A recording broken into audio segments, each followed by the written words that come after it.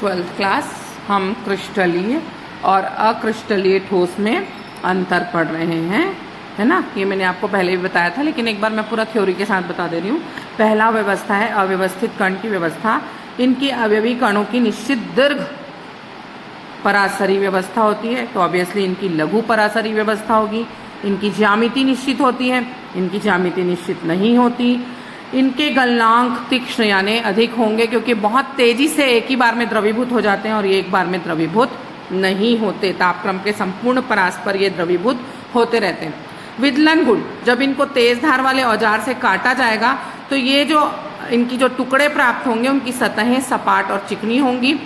इनके टुकड़ों की सतहें जो होंगी अनियमित होंगी और चिकनी ना होकर थोड़ी सी उखड़ी भी सी होंगी। इनका शीतलन वक्र असतत होगा, इनका शीतलन वक्र सतत होगा। ये विषम दैसिक होंगे तो ये समदैसिक होंगे, है ना। भौतिक गुणों के मान अलग अलग होंगे। वास्तविक ठोस माने जाते हैं, ये आभासी ठोस माने जाते हैं। इनकी गलन ऊष्मा निश्चित और अभिलाक्षणिक होगी, इनकी निश्चित नहीं होगी। एग्जाम्पल में आपको याद करना, हीरा है, ग्रेफाइट है, आयरन है, सिल्वर है, कॉपर है, sulphur, phosphorus, iodine, zinc sulphide, ये सभी क्रिस्टलीय ठोस के उदाहरण हैं। कांच, रबर, प्लास्टिक, ये सभी के सभी अक्रिस्टलीय ठोस के उदाहरण है ना। अगला अंतर अपन क्रिस्टलों के इस अंतर को ध्यान से देखना है ना। यहाँ पे पहले ठोस के प्रकार दिए हैं। ठोस 4 प्रकार के होते हैं, आयनिक ठोस, सहसंयोजी ठोस, धात्विक ठोस और फिर आणविक ठोस में आपको 3 भाग बांट दिया है, ध्रुवी, अध्रुवी और हाइड्रोजन। पहला अंतर है सबके अवयवी कण। इनके अवयवी कण आयनिक ठोस के आयन होंगे, इनके परमाणु होंगे, इनके विस्थानीकृत इलेक्ट्रॉन, अपन इलेक्ट्रॉन समुद्र सिद्धांत 11th में पढ़ चुके हैं, उसी की बात हो रही है, और इन सबके अणु होंगे। ये पहला अंतर है, ये अंतर ऐसे चल रहा है।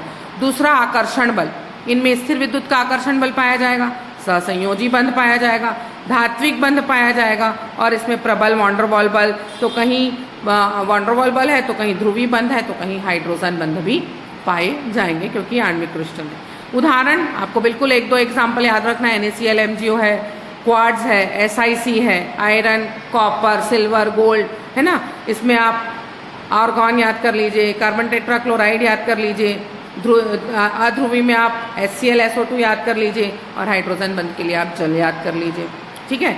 भौतिक गुण, ये बहुत इंपॉर्टेंट है। कठोर भंगुर होंगे, कठोर परंतु ग्रेफाइट जो है वो नरम है, अपवाद है। कठोर परंतु आघातवर्धनीय और तन्य होंगे, अर्थात आप इनको खींच के इनके तार बना सकते हैं। ये दोनों नर्म होंगे, क्रिस्टलीय और अक्रिस्टलीय में जो ध्रुवी और अध्रुवी होते हैं वो, और ये वाले कठोर हो जाएंगे। विद्युत चालकता, ठोस अवस्था में विद्युत रोधी किंतु गलित अवस्था में विद्युत के चालक होंगे।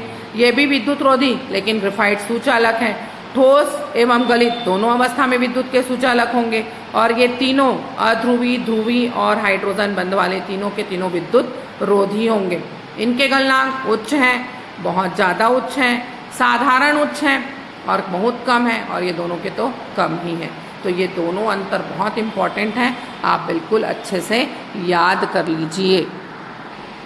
ये देखिए, जो मैंने आपको ब्रेविस चालक बताया कि भाई आप फलकों में और कोणों में परिवर्तन करके 7 प्रकार के क्रिस्टल जालक बनाएंगे और कणों की संख्या में परिवर्तन करके 14 प्रकार के बनाएंगे। तो ये 14 प्रकार अपन देख रहे हैं। सबसे पहला जो है वो घनीय क्रिस्टल होता है, जिसमें आपको 3 प्रकार दिख रहे हैं, सरल, SCC, BCC और FCC। ये 3 मिलाएंगे किसके, घनीय के, ठीक है। उसके बाद 4 होंगे विषम लंबाक्ष के। इनका थोड़ा हिंदी नाम कठिन होगा, इसलिए आप इंग्लिश में याद करिए, आर्थोरोम्बिक बोलते हैं। इसमें देखिए सरल घनी भी है, अंतः केंद्री भी है, एक कोर केंद्रित बोलते हैं, है ना। एक कोर केंद्रित है और एक फेस सेंटर्ड है, यानी ये 4 प्रकार के क्रिस्टल जालक विषम लंबाक्ष के होंगे। तो ये 4, 3, 7 हो गए। अभी 7 प्रकार और बाकी हैं। आप ये अगला 2 प्रकार देखिए आप, चतुष्फलकी यानी टेट्रागोनल, जिसमें 2 ही प्रकार पाए जाएंगे, सिंपल और बॉडी सेंटर्ड। उसके बाद अगला 2 प्रकार देखिए, जिसको अपन मोनोक्लिनिक या एकंताक्ष बोलते हैं। इसमें 2 प्रकार के पाए जाएंगे, SCC और ECC प्रकार के क्रिस्टल, ठीक है।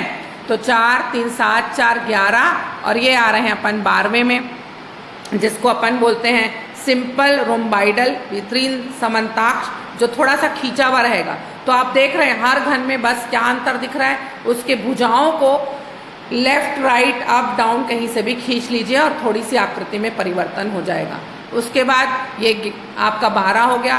13 में आप आएंगे जिसको अपन बोलते हैं सिंपल ट्राइक्लिनिक प्रिंताक्ष, है ना। इसमें थोड़ा सा खींचा खींचा दिख रहा है आपका घन, और एक षटकोणीय संरचना आती है जो कि 14वां प्रकार है, जिसमें आपको षटकोणीय संरचना में दिखाई देगा। ये सारे चित्र आप घर में बना के प्रैक्टिस करेंगे और ये एक टेबल याद करेंगे जिसमें आपको 7 प्रकार के क्रिस्टल जालक दिख रहे हैं। घनी, विसमलंबाक्ष, आप इंग्लिश नाम याद कर लीजिए, ज़्यादा इजी होते हैं। ऑर्थोरोम्बिक, मोनोक्लिनिक, हेक्सागोनल, रोम्बाइडल और ट्राइक्लिनिक, और आप इनको हिंदी में लिख सकते हैं।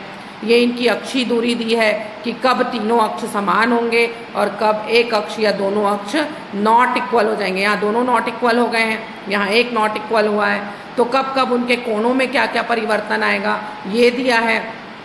उनके त्रिविम जालकों की संख्या दी है और उनके उदाहरण दिए हैं।